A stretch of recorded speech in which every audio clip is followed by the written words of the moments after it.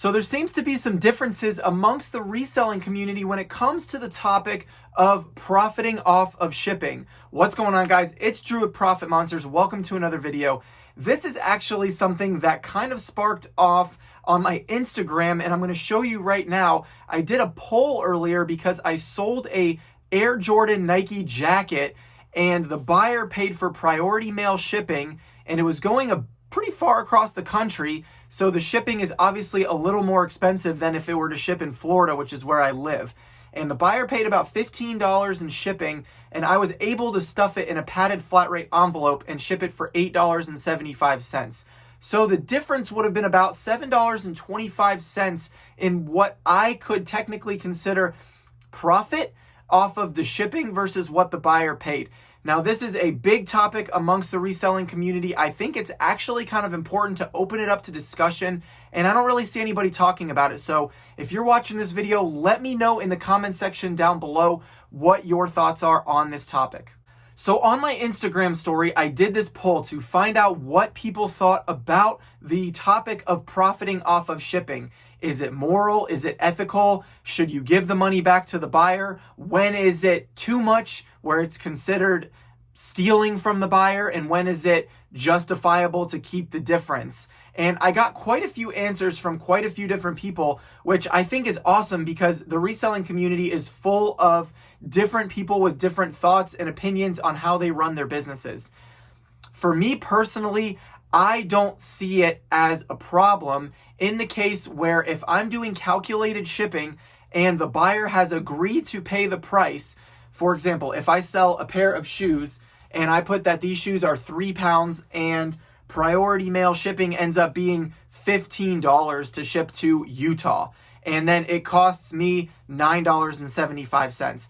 I don't think that it's morally unethical or immoral to keep the difference, because as a top rated seller on eBay, you are given shipping discounts that will save you money. And so I see it as something that is just a benefit to me for being a top rated seller on eBay. But some people seem to think or believe or run their business that if the buyer paid $15 and you paid $9, that you should give the buyer back that $6 difference. Now, I don't necessarily agree or disagree with either side per se, because I think that if you give the $6 back, then you are a great person.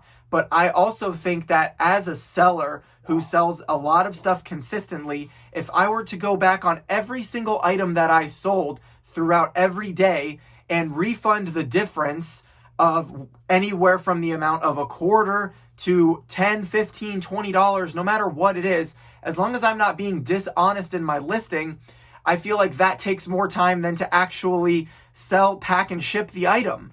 And so I see it as one person actually on my Instagram used the terminology of saying there's a reason it's called shipping and handling. Shipping is what you're paying for it, and then handling is also the seller's time and effort it takes to pack and handle and ship and drop off that item. Now, you can also let me know in the comment section if you disagree with that statement, because I kind of agree with it. And now that I've been kind of thinking about this whole topic and talking about it and messaging back and forth with other resellers on Instagram, I can see the justification. Again, to me, if a buyer is willing to pay for that shipping cost, I am not forcing them to.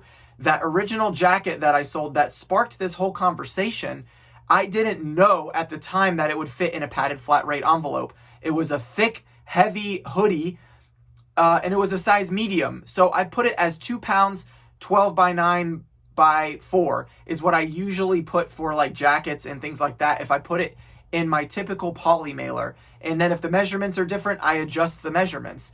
Sometimes I'm right and sometimes I'm wrong. And usually when I'm wrong, I pay the price and cover either the difference or I just don't make any money. For example, if a pair of shoes, I put 2 pounds and they actually weigh 3 pounds, the shipping cost goes up a lot usually from like, let's say $9 to $11 or even $12.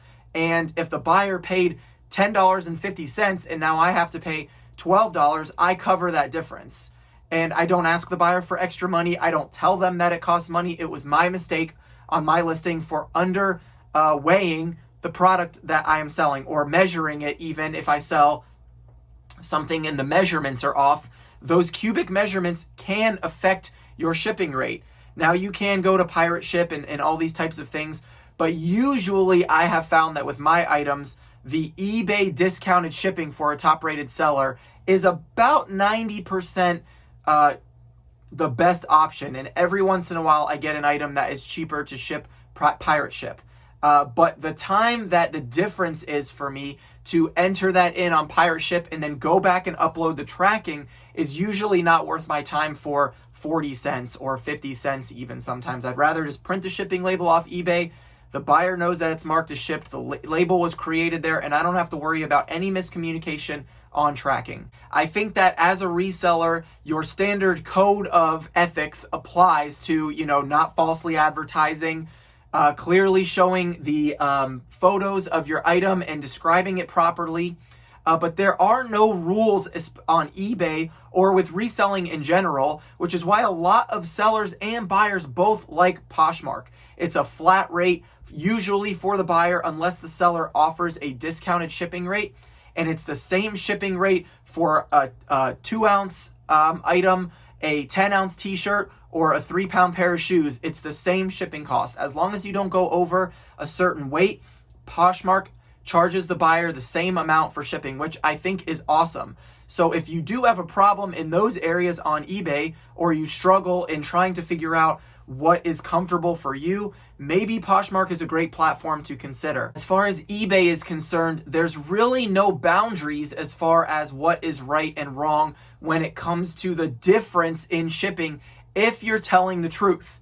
Now, again, if you're listing an item at 8 pounds and it's really only 4, if the buyer pays for the 8 pounds and you're just trying to make extra profit, I personally believe that that is wrong. I think you're falsely advertising the item, and you're likely to get a complaint from a buyer when they realize how much the item actually weighed, and they can see that you probably shipped it differently than what they were expecting. If you list a pair of shoes for 2 pounds and the buyer pays $10 and the shipping costs you $8.59, whether you are a top rated seller or not, I personally don't think there is anything wrong with keeping that $1.88 difference.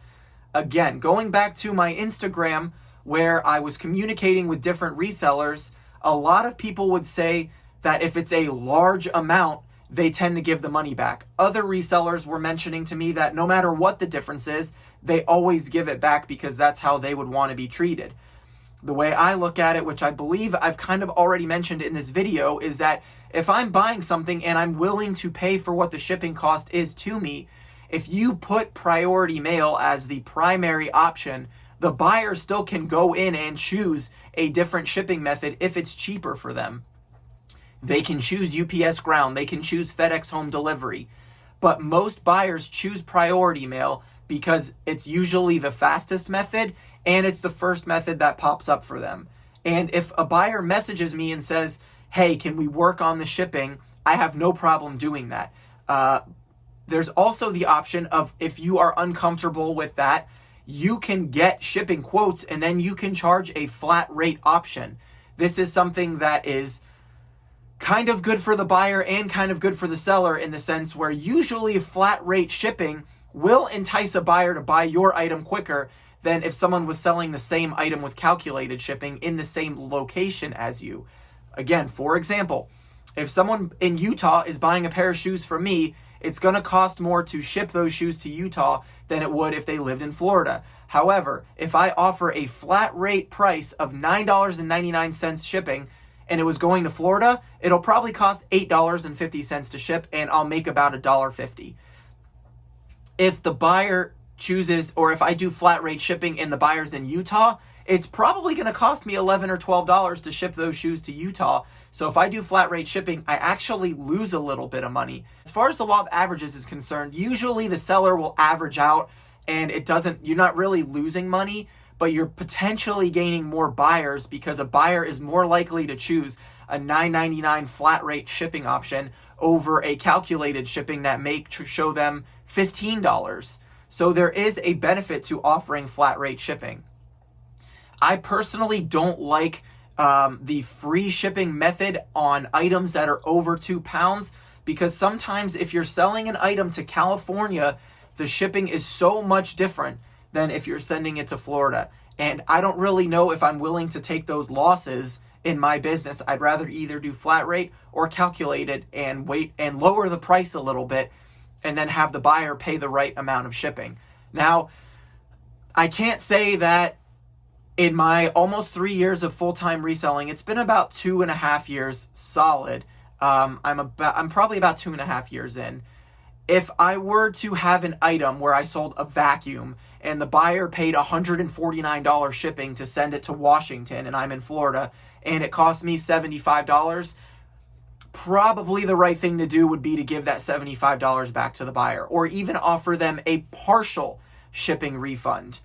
I have not had that situation where I've had such a large item where the difference was so dramatic that it benefited me to give the buyer so much money back. Usually it's not that much. My definition of not that much may not be the definition for someone that's watching this video. Someone on my Instagram DMs was saying that $7 difference of that jacket from what the buyer paid to what I paid was a large difference, and that I should be responsible to give them the money back.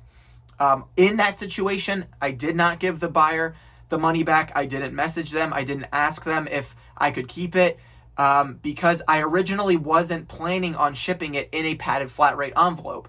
It's still going priority mail and the buyer is still going to receive it in excellent condition. And so I don't really see any problem with that because I was able to save myself a little bit of money by shipping it in a padded flat rate envelope versus spending the $13 or $14 to ship it in a poly mailer. If you believe that's wrong or right, what you would do, let me know in the comment section. I'm sure that there's a lot more specifics within this topic to discuss, and I would love to discuss them with you guys in the comment section, or maybe I will go live and we can have a discussion and I will open it up to allowing other resellers to come in. I can't say that I've had a lot of experience where I've sold super large items where the difference was that much. The last thing I want to talk about is if you're switching from USPS to UPS or FedEx ground, there may be some complications with the buyer because some buyers do expect the item to be shipped with the shipping carrier that they chose. Now, again, I mentioned earlier, most buyers will just choose priority mail because they don't even really know how to select a shipping option if it's calculated shipping. Or you can just choose priority mail and that's what the buyer has to pay. And then when you go to ship the item, you can look at all of the options as a seller to see which one is cheaper. For example, I sold something today where priority mail was going to cost me $19 and UPS ground cost me $14.25. So I chose the UPS ground option even though the buyer chose priority mail. In the 2.5 years that I've been reselling, I have never had one complaint over a buyer receiving an item through a different carrier than they were expecting. If that happened in my situation, I would apologize and give them the difference of what my savings were if they had a problem or an issue with it, or it showed up later than they were expecting because priority mail could be 2 to 5 days and UPS ground could be 2 to 6 days and they received it in 5 or 6 days and they had a problem with it. I would definitely work with that buyer to resolve that issue. But I've never come across that issue. I've never had a buyer complain.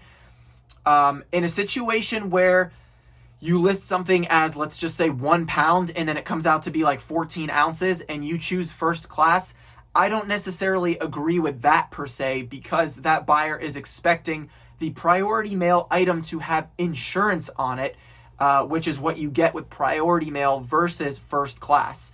I don't think the savings are worth it to try to do the difference, but sometimes when you're listing, it's, in my opinion, it's better to over predict the shipping cost than to under predict it and then you as a seller have to pay for it. And so that's where I think the benefit comes in, where eBay gives you that shipping discount and you get a little bit of a break there just in case. those kinds of situations arise.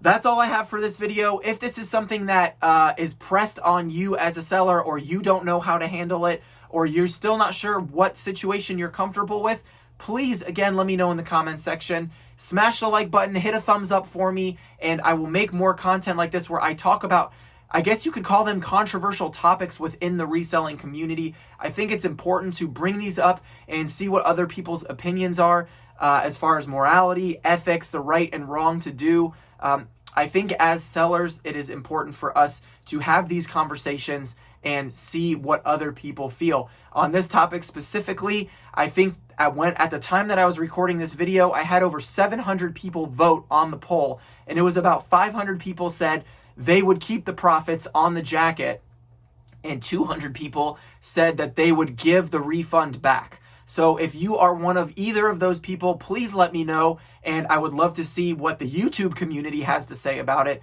and if that's any different from my Instagram community. So thank you guys so much for watching. I hope you enjoyed this video. I hope it was something that kind of maybe opens your eyes to something to consider when you are shipping.